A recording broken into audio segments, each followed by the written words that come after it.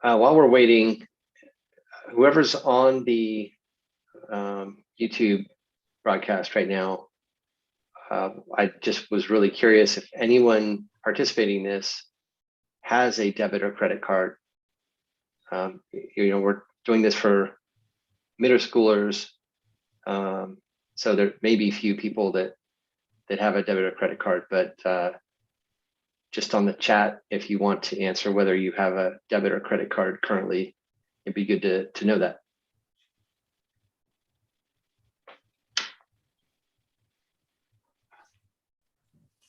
We can tally some results. We're going to have some little review questions to talk through as well. So get ready to use that chat for giving us your answers.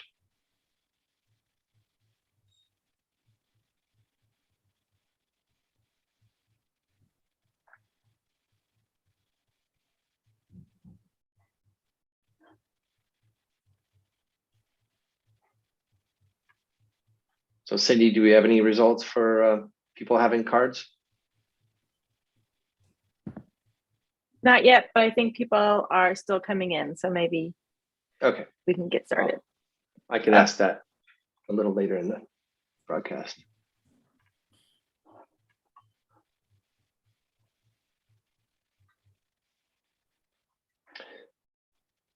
All right. Oh, well, they did close it. 67% do not have a credit card, but 33% okay. do. Good. Well, that's why we're talking about this right now. Let's just get into the slides, and as people continue to access the link and jump in with us, we can continue along with the presentation here. But welcome to our session number 4 of financial literacy for middle schoolers. My name is Matt Potter. I'm a longtime Burlingame resident. Actually grew up here, and my wife and I raised our 3 kids here, and they went through the Burlingame school system. Our youngest is a senior in high school at Burlingame High School now. So I've really enjoyed the experience, and have enjoyed being involved with the endowment the last few years as well, supporting our schools and a long-term wellness of the community. So wanted to thank Charles Schwab for being our sponsor for this session.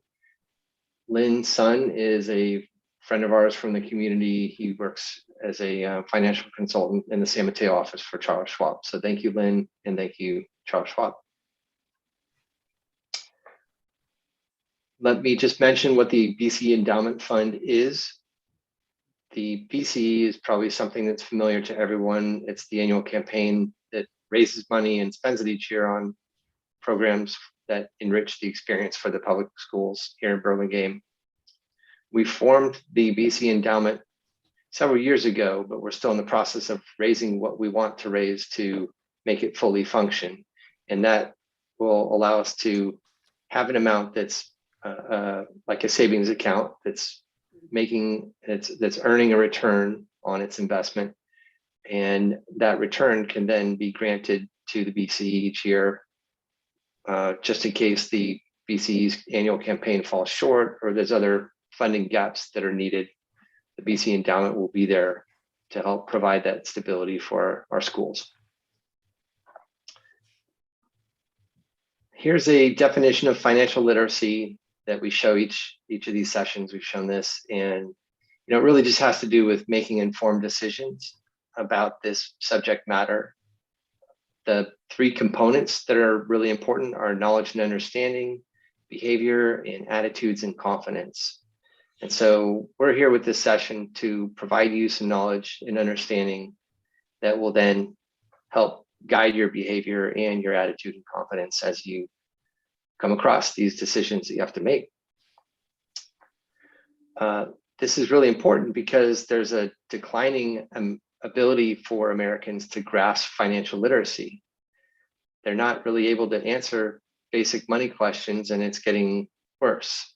And you see some numbers here. There was a financial literacy quiz to some youths that 4 and 5 failed when they talked to adults about their spending habits and just getting by with the money they have. almost 80% said they only live paycheck to paycheck. And 2/3 of them said that they would have trouble coming up with an emergency fund of savings that would help them cover 6 weeks of their expenses. And then what's most relevant to our discussion today, 60% of adults had credit card debt in the past year. We'll talk about credit cards, and addressing that debt and having good habits and good behavior. What I'd like to do now is introduce a guest that we have before we get into talking about credit and using credit and debit cards. Our guest is Ricardo Ortiz. Ricardo is a longtime resident of the Bay Area. He's worked in banking for over 20 years. He's currently the branch manager with Union Bank here in Burlingame, where he's been for the last 6 years. His prior experience includes private and commercial banking, that's working with businesses, as well as being a mortgage loan originator. He's also been involved in multiple community organizations. He was actually the BCE's treasurer years ago. And this is a special honor to have him because Ricardo was elected to the Burlingame City Council in 2013. He currently serves as mayor. So Mayor Ortiz, welcome. Thank you. Glad to be here. Really, thanks for inviting me. I also mentioned he received a degree in economics from the University of California in San Diego. And Mayor Ortiz, maybe you could just tell us what got you into banking? How did you go that path in terms of your career? Like you just said, my major was economics. And so when I came back to the Bay Area from San Diego, I had a few interviews, and one of them was with a bank, and just kind of got involved with that. It was called Homestead Savings at the time. It's many, many years ago. And so ever since then, I just got stuck, not stuck. I just worked with different banks, and I've been doing this for a long time now. And then the farther you get into it, the harder it is to change lanes. So yeah, and enjoyed working with people, and that's what the part about the banking that I really like. Great. And why does someone need a bank? Well, so if you have somebody, let's take an example of somebody who gets their paycheck. So the question is, what do you do with the paycheck? You need an account to put them to negotiate the check or have a direct deposit come in when you get paid. And then once it's in there, you use that account to pay your bills, to pay your rent, pay your mortgage, pay car insurance and all of that. So you need the bank to receive the money and be able to pay your bills. So it just, and then once you start accumulating money, you need the bank to hold that money. You don't want to put it under your mattress because that gets a little scary. And you get a little bit of a return if you put it in the bank. Also, with the bank is what we're going to get into was credit. So one of the things that we do is we provide people with loans so for example, if you're going to buy a house and you can't come up with all the money to buy a house, we'll give you a loan to be able to pay it back in installments and monthly payments so that you're able to buy your house or your car or that kind of thing. Many other things, but that's the basics. Okay, thank you. Now let's get into the discussion in terms of what credit is. And Ricardo, you can tell us about this in the next few slides. So when you think about credit, it's kind of what I just said. Let me just read this first. Credit is the ability to borrow money or access goods and services with the understanding that you'll pay later. So the first example of that is the home loan that I just talked about. It gives you the ability you don't have to come up with $2 million to buy a house. The bank will lend you the money and you can pay it over time, or a car, or in our example later on is a computer that you can buy like that. Also, when we're talking about services, for example, you have a cell phone. Well, the cell phone gives you access to their services with the understanding that at the end of the month, you're going to make a payment. So that's another way when we talk about credit. And then we talk about credit score. And that's kind of a tricky concept. So there's these three companies called Experian, Equifax, and TransUnion. They will take the history that banks report about your payments, making sure that you're paying on time, that they report also on the amount of credit that you have, how big your lines are, how much credit you're using. And they take that and the history and make it into a grade. So, and it tells the banks how good you are about paying back your loans. So it's called a FICO score, and the FICO score is used for everything. Every time you want to borrow money, sometimes when you know, for employment, and other times for when you want to rent a property. And so we have here the ranges. So when you have excellent credit, that FICO score goes from 850, from 750 to 850. When it's a good score, it's from 650 to 749. Fair score, 600 to 649, and poor is 300 to 599. I'll give you an example. Some of the loans that we do in the bank, if your score is below 680, we will not consider you for these loans. So it's important to keep your credit score up, and how you do that is you pay all your bills on time, and you limit the amount of credit that you use for your credit cards or your lines of credit. So the whole idea is, when you're talking about good credit score, Matt, I mean, maybe we could go to the next slide. Yes. So with a good credit score, like we were just talking about, when you go to buy a house, when you go to start a business, when you go to even get a cell phone, they're going to check that credit score. And it's important that you keep it up, keep it good by paying on time. It also allows you, having that good credit score is going to give you lower interest rates compared to someone with bad credit. Again, searching for an apartment and for job opportunities. It's funny, especially with the bank, they do check your score, your credit score, and it's important when making a decision whether to hire you or not. So thank you.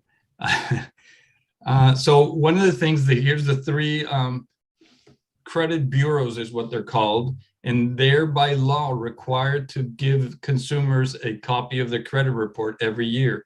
So I always encourage my customers to go and get that credit report, because that's the best way to find out. I mean, sometimes people take your information and get credit in your name.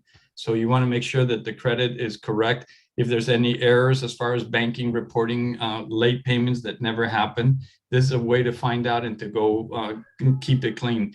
But if you don't get the copy of your credit report, it's going to be really hard for you to know what's in it and what needs to be corrected. So it's important to check it every year, and you're allowed to have one free every year. And there's the websites for these three credit bureaus where you can go and request your credit bureau. So next slide, Matt.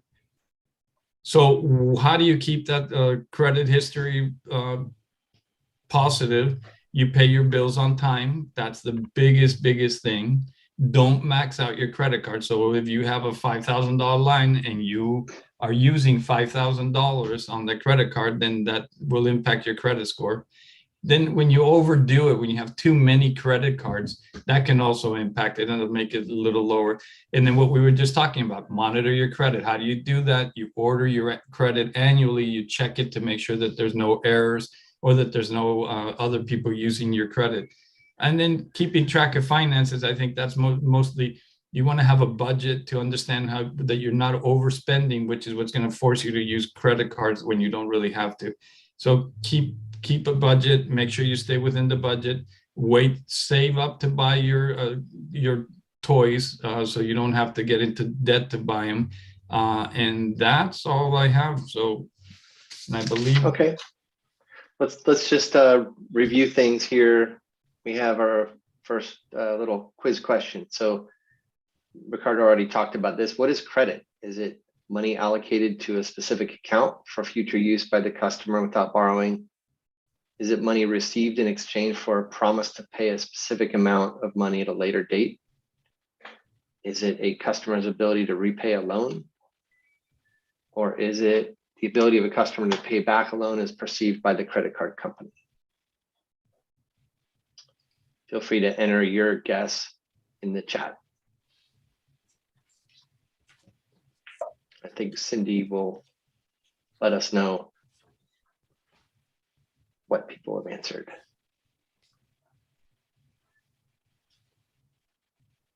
Yes, I will let you know. Try to start with an easy one here.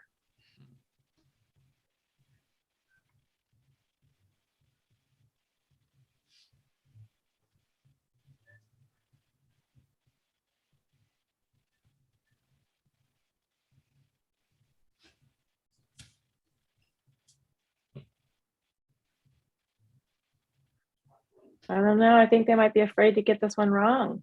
They don't want to hurt anyone's feelings. All right, well, let's jump to the answer. The answer is B, money received in exchange for a promise to pay a specific amount at a later date. It's not money that's allocated to an account, and it's not anything related to the customer's ability to do anything. It's the promise to pay, getting money and promising to pay. So let's look at one more question. What does it mean to buy something on credit? I think I've already clued you to the keywords here, but each of these answers start with promise. So it's promise to pay later for, promise to pay for an item later, promise to fill out a credit card application in the future, promise to pay for an item at the point of sale, or promise that you'll purchase an item at a later date.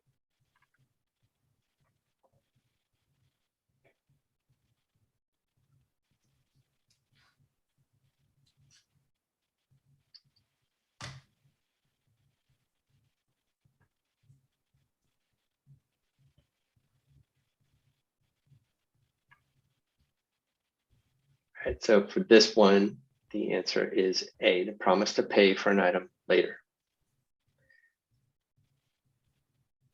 All right, got some momentum on the question and answers.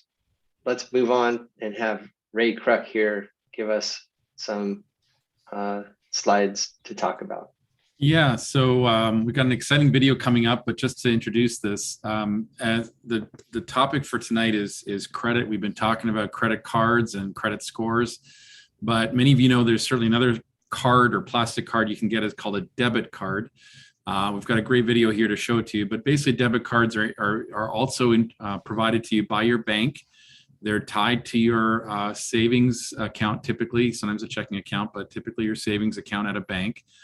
And it's basically a card version of what used to be in my era, paper checks that I know you don't see too much of anymore, but checks you would write, which is a promise to pay for the person you give it to. You're going to pay them that money, or they can go deposit it and get that money from you.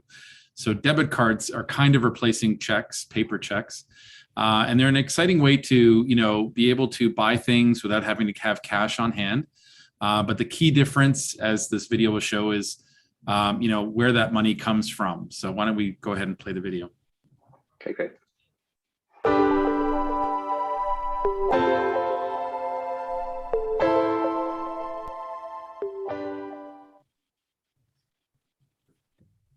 Whether or not you know the functions of a credit or debit card, you've probably seen people use them at a mall, at a gas station, or at the ATM.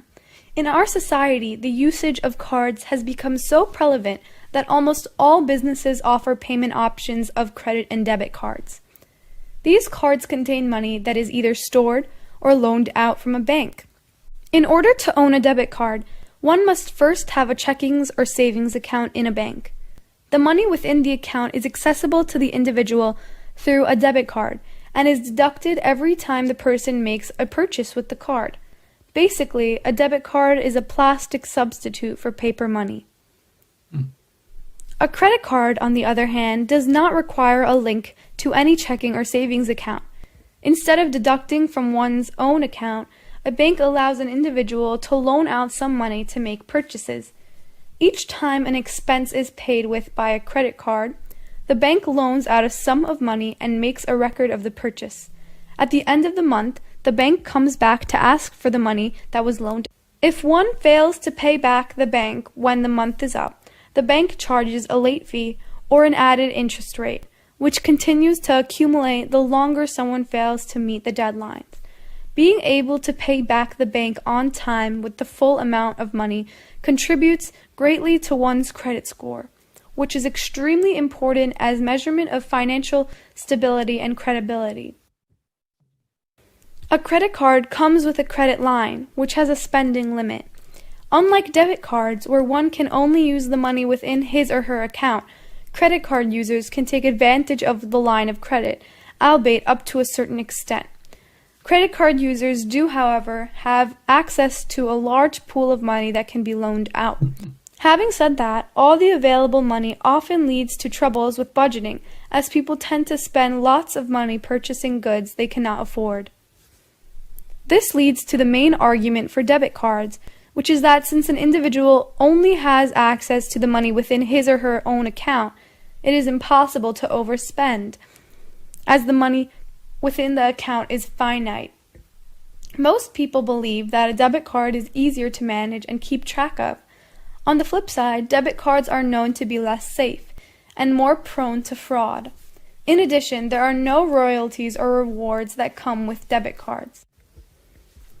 As for credit cards, the main argument is that they offer a variety of perks and rewards to its users, given that the user responsibly pays back the money on a monthly basis. In addition, using a line of credit also builds up a credit score, which is incredibly important for indicating one's financial stability. Of course, this also brings up the issue of human error, whether it be accidentally missing a payment or overspending on a purchase. The consequences of irresponsibility are drastic when using a credit card, as interest rates for late payments or overdrawn credit lines are extremely high.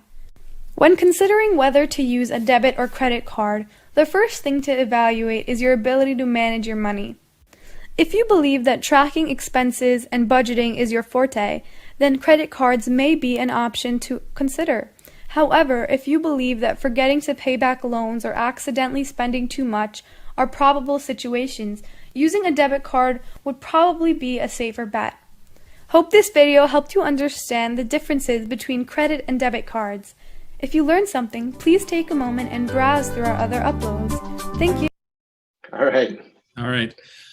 So as many of you know, I'm sure many of you listening tonight have seen, touched, maybe even used your parents' credit card. If you don't have one already yourself, I know 1/3 of you do.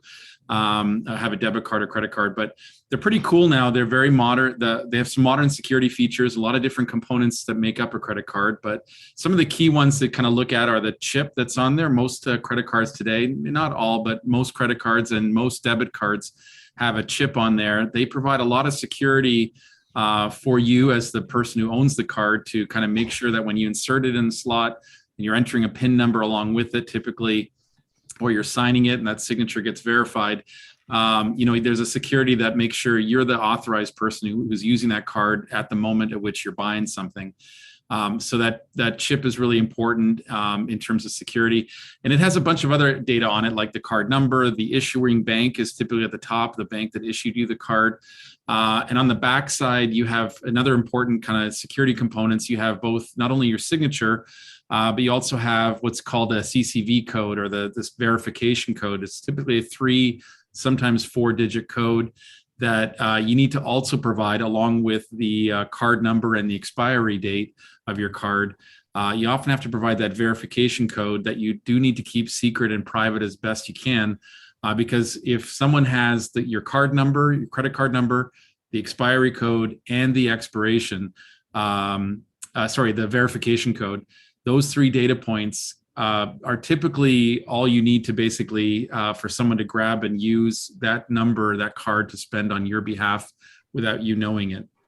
There are some additional security features provided in some websites that allow, that force you to provide some other form of identification, but you always want to keep your verification code, that 3 or 4-digit number, as private as you can, and always keep your credit card and debit card numbers private overall, and don't share them ever in writing in a form of an email or on paper. If you do provide it to someone else, like a merchant, you would do it through hopefully a secure website, or you're going to provide it to them maybe verbally and then ask them to destroy the numbers after you've given it to them verbally. So you want to be always, and ideally you're always present in person when you're using a card or giving the number to somebody, so that you can sort of see and verify that it's only being used one time. So what to look for in a credit card, there's a lot of different aspects, and we'll show you what it looks like. But there's basically the percentage rate is typically, as the video said, typically pretty high. A low interest rate on a credit card might be 15%. They often go towards 20%, sometimes up to 30%, sometimes even higher. So they're quite expensive. Like given that your parents' mortgages on their house is maybe 3 to 5% or 6%, having a credit card debt at 15, 20, 25, 30% is pretty high. So you don't want it. So you want to be, when you're looking for a credit card, look for as low a percentage rate or APR as possible. Some credit cards give you different grace periods to pay your bill, so look for that. Annual fees can vary widely. Many cards don't have fees, but when the video mentioned perks and special privileges and special incentives and things like that and points, those oftentimes come on cards that come with an annual fee. So you trade off, okay, maybe I'm getting points for an airline or points for, I don't know, a car company or something. But that card may cost you anywhere from $50 a year, $100 a year, $500 a year, up to $1,000 or more dollars a year can be the range of fees. So that you got to watch out for that. So be careful if you're lured in by something that has really great perks and special privileges. Could be quite an expensive card to have. Transaction fees also. So when you go to either another state or another country and you're using the card to buy things, sometimes there's little hidden fees, transaction fees that the credit card company puts on for either foreign currency. So if you're traveling to Europe or to Canada or Australia, whatever, and you're using your card there, you might have hidden fees that can be really expensive too. And then finally, the card statement, the agreement that you sign, will have different ways in which they describe how the credit card interest rate is calculated, the finance charges are calculated. So let's go to the next slide. We'll show you that and what it looks like. So typically this is a kind of an example of a typical credit card application. So this is like almost like a legal contract that you're going to review and sign and agree to all the terms that are on here. And as you can see, both because of good lawyers and also because of good governments now who are forcing credit card companies to disclose or make clear to consumers, to people getting credit cards, how much interest they will be paying on the card, what the fees are, what the terms and conditions of paying back. So all of that, you'll see the interest rate here in sort of bigger letters, larger font size. So it's called out very specifically how expensive a card could be for you if you're late on paying and you have to start paying interest.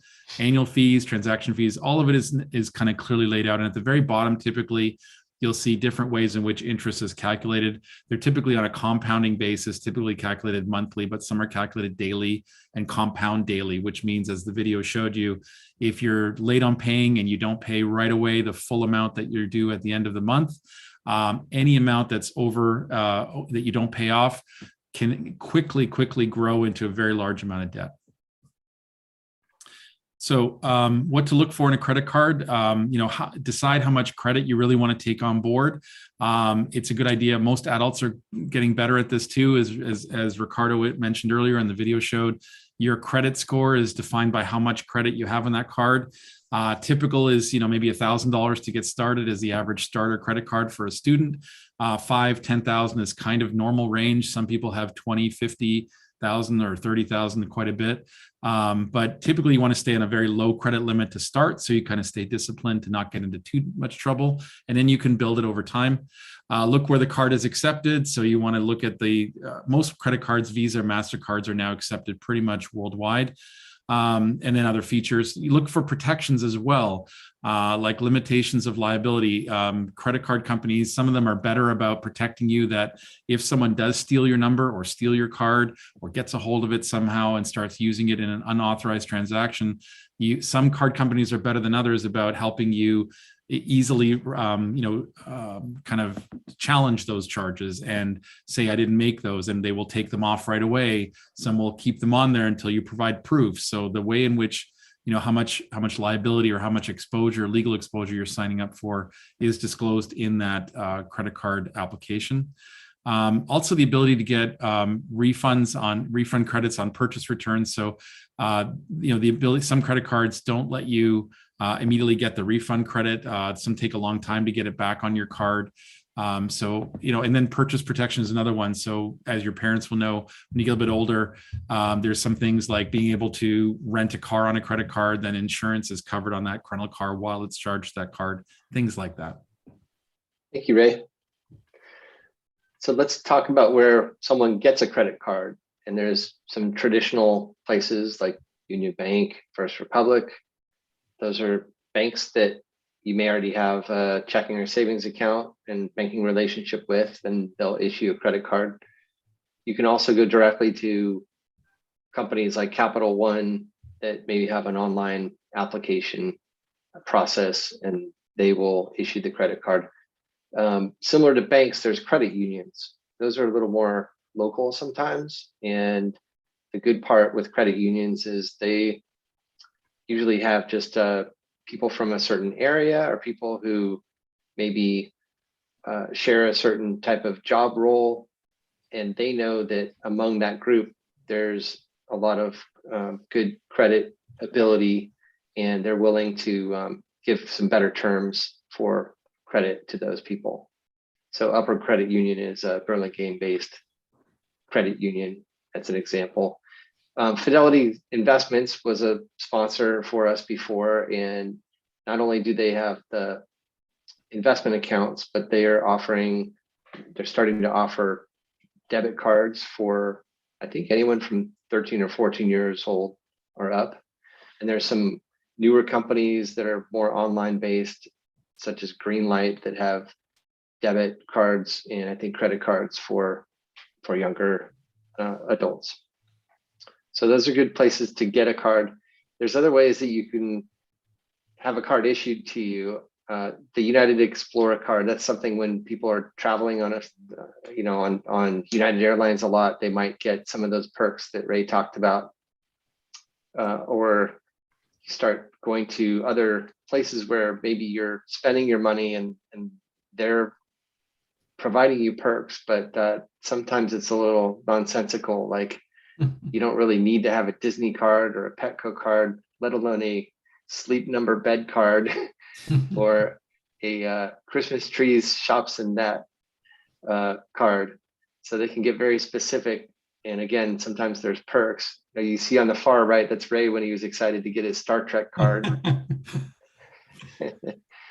And then on the bottom left is the American Express card. There's one called the Centurion card that is for very heavy spenders. And you can decide whether this would fit well with your lifestyle, but there's a minimum requirement. You have to have spent $400,000 or $500,000 just to be invited to get this card.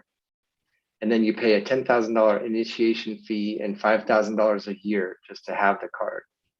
That's Matt's card. That's what Matt has. The card is made of titanium, but they also have a wearable version that's designed by Prada. So it's sort of a fashion statement. And some of the perks are getting elite status on airlines or going to hotels. This is for people that are traveling a lot and spending a lot and maybe like to be seen spending a lot, but I can't say this is a very good financial decision to use this card. So I'm going to recommend you go back to our first list when you're getting your card. Okay, so let's say that you have a credit card and you're making a purchase. We have an example of what may happen with that and how it works in terms of making payments on it. Ricardo, you want to walk us through this? Yeah, so what we were trying to kind of show what it would cost if you use credit versus no credit. So this is you have an opportunity to buy a $650 computer, and you can either save up until you have enough to buy it, and then you save up enough, you pay $650. Or if you have to have it now, then you use a credit card. And so what happens with a credit card is it has an interest rate of 19.8. So if you haven't paid that balance off, you're going to be paying interest on that credit card every month. So if we go, so let's say he's going to pay this in the example, Jose is going to buy a computer for $650 and he's going to make $60 payments every month. So how many months will it take Jose to pay off the computer? Do you want to go to the next slide real quick, and then we'll come back Sure. to the next question? So when you calculate it with the interest, it's going to take him 13 months to pay off that computer. And we'll get back into those other columns. That's the way it works right there. So $60 a month is going to pay it off in 13 months. Let's go back to the previous slide. So what is the total amount that Jose pays for the computer? So let's go back to the next slide for a second. And what we're paying is $60, but that is not all going to what the computer cost me. The computer cost me $650. And then every month, if you see on the last column there, every month I'm paying a little bit of interest. So the first month it was $10.77. Then I pay down the balance a little bit. So my next month it's slightly lower. But at the end of the day, after the 13 months, I paid $72.20 in interest. So let's go back to the previous slide for a second. So the total amount, I'm sorry, we had it so the total amount he paid was $772. So what is Jose's total cost of using credit? That's what I just went through, $72.20. That's the interest he paid every month for borrowing this money. Let's go back to the previous slide. So if Jose, let me get back to that one real quick, so the difference here is we have Jose could have bought the computer. He could have saved $60 a month and paid $650 for the computer, or he could use it on the credit card and pay $772. So if we had, let's go back to the next slide, Matt. So $72.20. Let's assume Jose makes $20 an hour. So it would have taken him,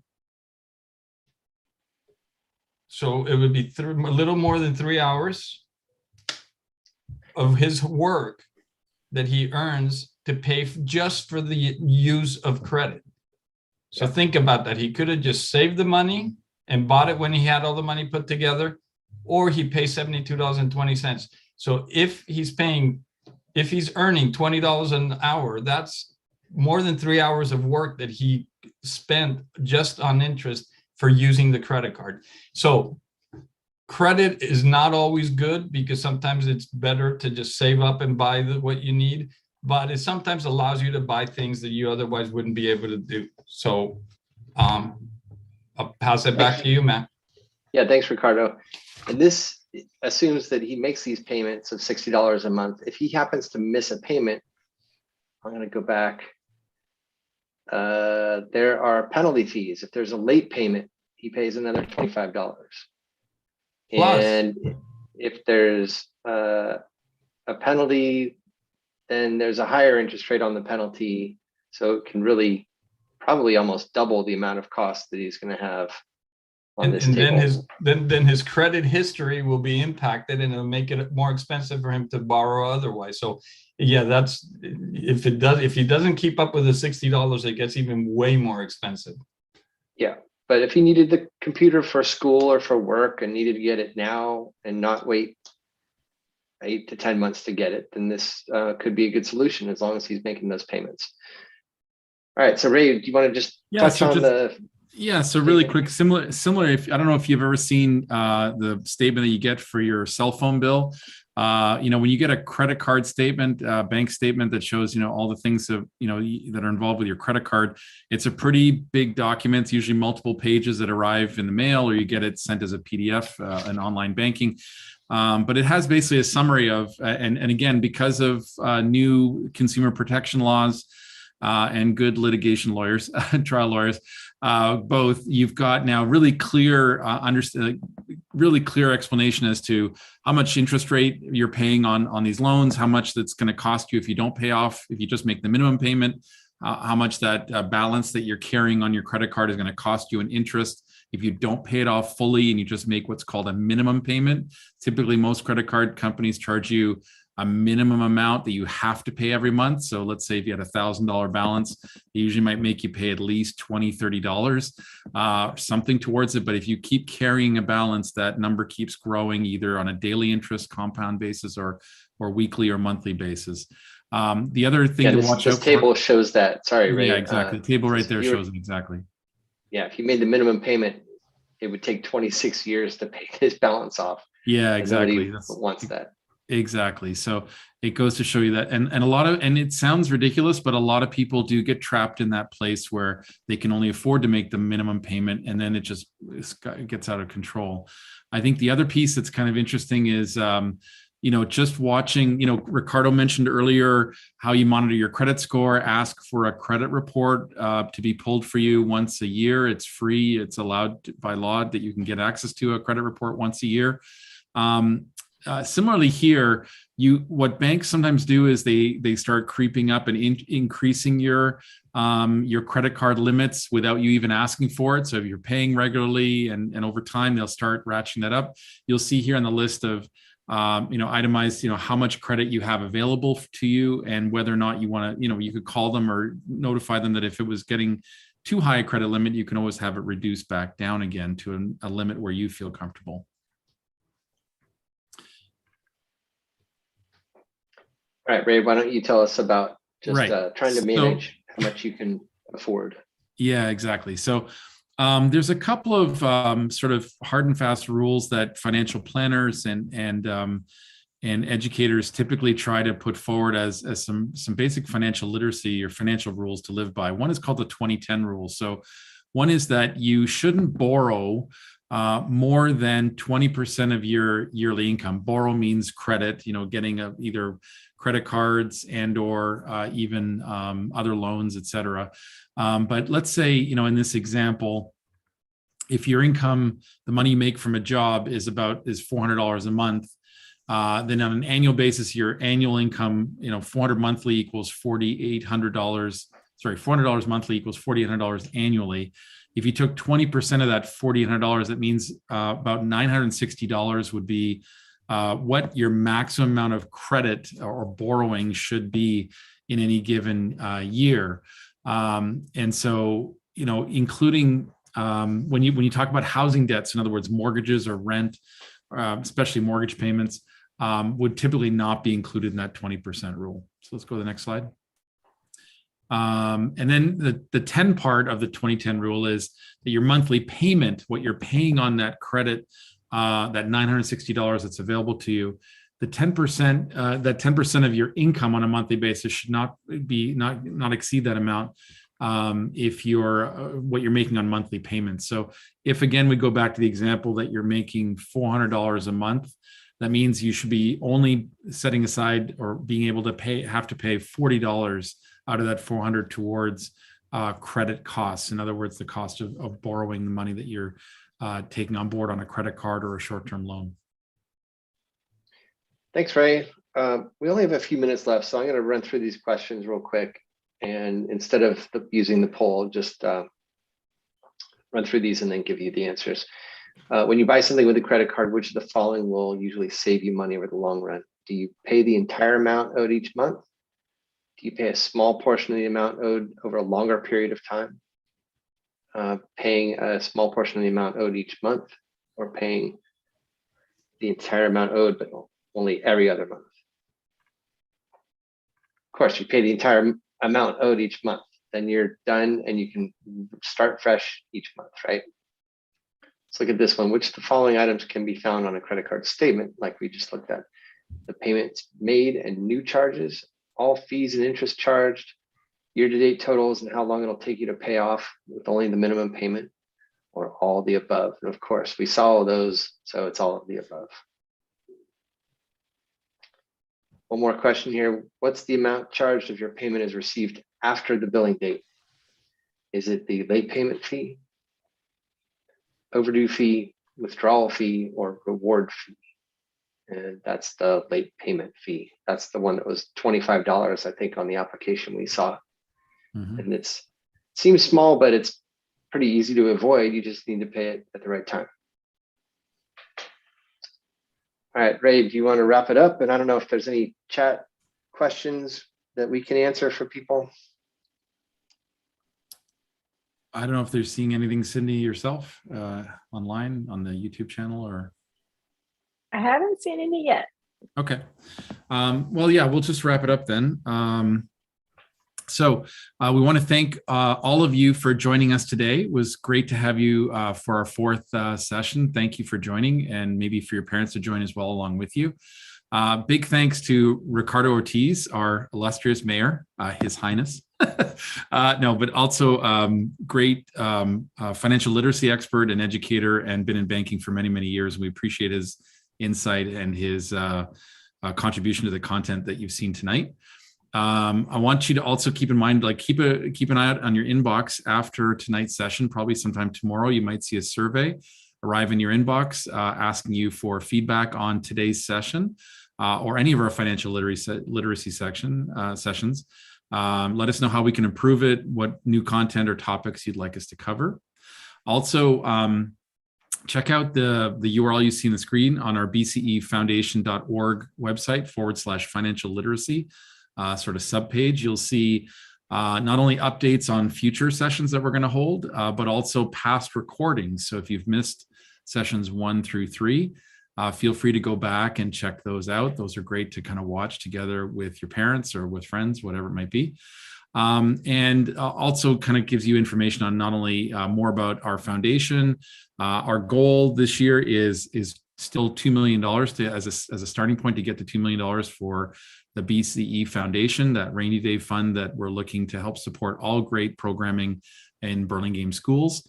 And so obviously there's also places for you there to donate. If you love the programming we're providing you and you love the mission of BCE and the BCE Foundation, please feel free to give whatever you can to help us out to keep that program going. Also, one last announcement I want to bring forward. The BCE Gala is coming up on April 16th. The actual event is on April 16th. Tickets sales will close out on April 1st or by April 1st. So grab your tickets there. You can see them on the BCE website if you want to grab a set of tickets there. There's also an online auction that opens on April 8th and runs through April 18th. So check out the auction and the great items there that are available for bid. But otherwise, that's it. Thank you so much for joining tonight. We love to see you and hope to see you again in the future for one of our financial literacy series. Thank you for inviting me. Thank you, Ricardo. Thank you, everyone. Thanks, Ricardo. Thank you, Ray. And thanks to Angela. Cindy Wright and Angela Dubosky for helping out with the production of this. All right, we'll talk to you soon.